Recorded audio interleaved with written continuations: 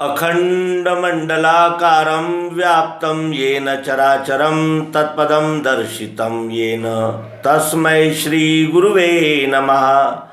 अज्ञानान्धस्य लोकस्य ज्ञानाञ्जनशलाकया चक्षुरुन्मीलितं येन तस्मै श्री गुरुवे नमः। सर्वांग योग भाष्य का हम अवलोकन कर रहे हैं और सर्वांग योग भाष्य के इस अंक में हम सर्वांग योग के 7वें अध्याय का निरूपण जानेंगे, जिसे केंद्रीय अध्यात्म विज्ञानशाला मानधाता ओंकारेश्वर जिला खंडवा के 5वें संचालक श्री स्वामी जी जीवनानंद जी चैतन्य इन्होंने प्रस्तुत किया है।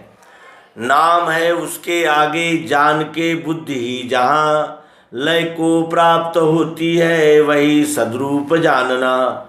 क्षर अक्षर का पूर्ण साक्षात्कार निरूपण कराने के उपरांत उसके आगे पुरुषोत्तम अर्थात वस्तु का साक्षात्कार निरूपण करते हैं। नाम यह स्वरूप और रूप दोनों का बोध अर्थात लक्ष्य कराने वाली संज्ञा है। देखिए रूप नाम आधीना, रूप ज्ञान नहीं नाम विहीना, ऐसा रामायण के बालकांड में कहा गया है। नाम लेने से वस्तु के नाम का सर्वांग स्वरूप ध्यान में आ जाता है। नामी को देखकर जानकर नामी वस्तु के नाम का अनुभव कर बुद्धि का द्वैत लय होकर बुद्धि अखंड अद्वैत अर्थात निरपेक्ष भाव में लय होती है। वही नाम पुरुषोत्तम भाव है।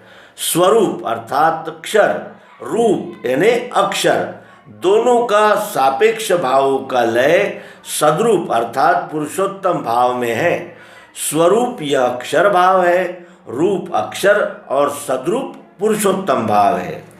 क्षर का अनुभव करते समय बुद्धि जीव भाव से दृष्टा रूप रहती है।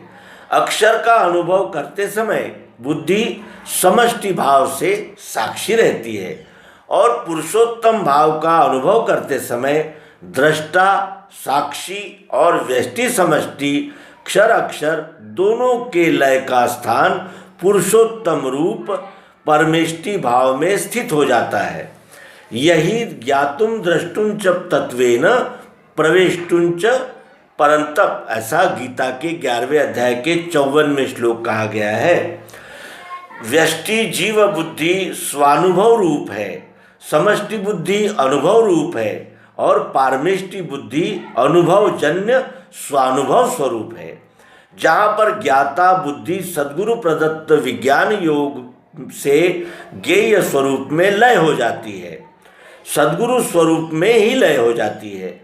इन्हें ही ज्ञान, विज्ञान और आस्तिक्य यह संज्ञाएं क्रमशः दी जाती है। वही है अपना रूप पुरुषोत्तम भाव से, महिमा सद्गुरु की ये निज बोधार्थ है कही। पुरुषोत्तम परमात्मा का अनुभव करके बुद्धि पारमेष्टि भाव में लय हो जाती है अर्थात चंचलता रहित स्थिरता को प्राप्त हो जाती है। जहाँ सर्व में अपना और अपने में सर्व, जो मुझे विश्व में देखे मेरे में विश्व को लखे, ऐसा गीता के 6वें अध्याय के 30वें श्लोक में कहा है।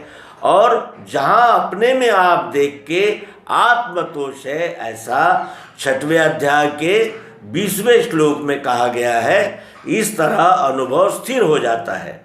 वही व्यष्टि अर्थात क्षर, समष्टि अक्षर और अपना सर्व का लय स्थान पारमेष्टि पुरुषोत्तम भाव है। निज स्वरूप का बोध होने के हेतु समझाकर कही है। यदा पंचावतिष्ठन्ते ज्ञानानि मनसा सह बुद्धिश्च न विचेष्टति तमाहु परमां गतिम। यह कठोपनिषद के 2 अध्याय के 3 सर्ग का 10वां श्लोक उद्धृत करते हुए आगे स्वामी जी कहते हैं कि अष्टांग अक्षर साकार नहीं रूप मिठास में, ये दोनों भावना छोड़ो अकेला नाम ही रहा। पंचतत्व, तीन गुण की अखंड एक रूपता, क्षर अर्थात साकार और साकार में एक रस, ठोस व्यापक अस्थिभाति प्रिय निराकार, इन दोनों भावों का लय स्थान एकमेव अद्वितीय पुरुषोत्तम नाम है। वस्तु पर अज्ञान के द्वैत भाव का माना हुआ भ्रम निवारण होते ही वस्तु ही पुरुषोत्तम नाम से रह जाती है। वही शक्कर ये नाम पुरुषोत्तम भाव है। क्षर अक्षर दोनों की नहीं है भावना वहाँ। सामने रखे हुए वस्तु स्वरूप पिंड अधिष्ठान का नाम शक्कर है। यह नाम ही पुरुषोत्तम भाव है। किसी वस्तु का यथार्थ बोध होने के लिए नाम का ज्ञान होना जरूरी होता है। यह बिना देखे और बिना जाने नहीं हो सकता है।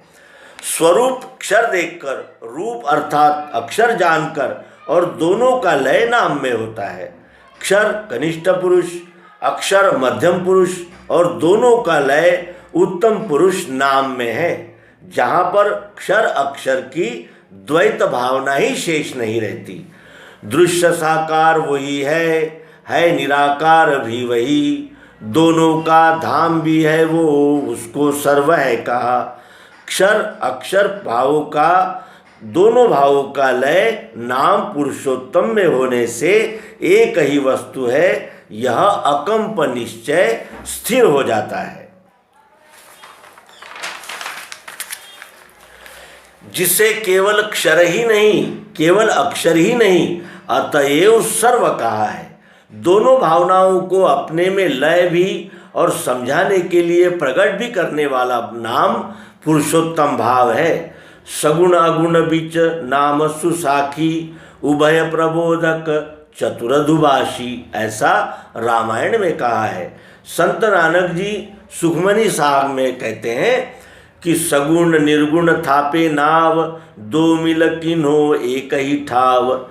एक ही वस्तु में जानो कल्पित भाव तीन ये, निज रूप लखाने को वेदों में कल्पना किए।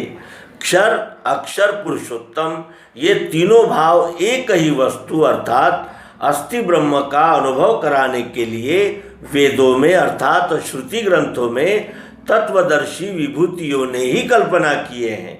अलग अलग वस्तुओं के अलग अलग नाम हैं। अनंत स्वरूप रूपवान वस्तुओं की जानकारी नाम का दर्शन बोध होने से होती है। अतएव नाम सर्व का बोध कराने वाली संज्ञा है। नाम में सर्व का लय है। नामदेव म्हणे नाम हे अविनाश, तेथे नाना भेष नाम सर्वाहे। यथार्थ बोध होने को निज मूल स्वरूप का, वस्तु में त्रिपुटी देखी कल्पना से स्वभाव ने। अंश अंशी भाव से विश्वरूप ही अपना मूल स्वरूप है। संपूर्ण चराचर सृष्टि उसका ही विस्तार है। जैसे वृक्ष की मूल अर्थात जड़ का ही पूरा वृक्ष क्या है? विस्तार है। बुद्धि में स्थित होवे ये मैं ही संपूर्ण विश्व हूँ, अकंप धारणा बैठे गया द्वैत समाधि सो। पुरुषोत्तम में बुद्धि का लय होते ही विश्व में सब मैं ही हूँ, दूसरा कुछ है नहीं। मेरे में सब है जैसे सूत में मणि सूत के। यह गीता के 7वें अध्याय का 7वां श्लोक उद्धृत करते हुए कहते हैं कि सब मेरे में है और मैं सर्व में हूँ। इस निश्चय में बुद्धि स्थिर हो जाती है। यही अकंप धारणा अर्थात निर्विकल्प समाधि है। इस स्थिति में द्वैत निशेष लय हो जाता है। समा अर्थात समा जाना और धी अर्थात बुद्धि में। बुद्धि में आत्मनिश्चय अचल स्थिर हो जाना ही समाधि है। तदैवार्थ मात्र निर्भासम स्वरूप शून्यमेव समाधि। यह पातंजल योग शास्त्र के 3 विभाग में कहा गया है। भास का भी वस्तु निश्चय में लय होकर निर्भास निर्विकल्प समाधि स्थित हो जाती है। समाधि की अवस्था ये अखंड रहने लगे। अनन्यता मिली उसको, वेदों का सार भी मिला। समाधि अर्थात बुद्धि में स्वरूप निश्चय की अखंड अकंप स्थिति होने पर सब अर्थात क्षर अक्षर पुरुषोत्तम त्रिपुटी में अपना ही स्वरूप है, जिससे वेदों में परमात्मा, विश्वरूप, अस्थि, वस्तु, परब्रह्म आदि अनेक नामों से कहा गया है। वेदों में कही गई अंतिम परमानंद स्थिति यही है। इस प्रकार पुरुषोत्तम योग नामक अध्याय 7वां यहाँ संपूर्ण होता है और आपसे अनुरोध है कि तत्ववेत्ता जनों से इस प्रयोग को प्रत्यक्ष अवश्य ही जान लेना चाहिए। धन्यवाद। नर्मदे हर। सद्गुरु भगवान की जय।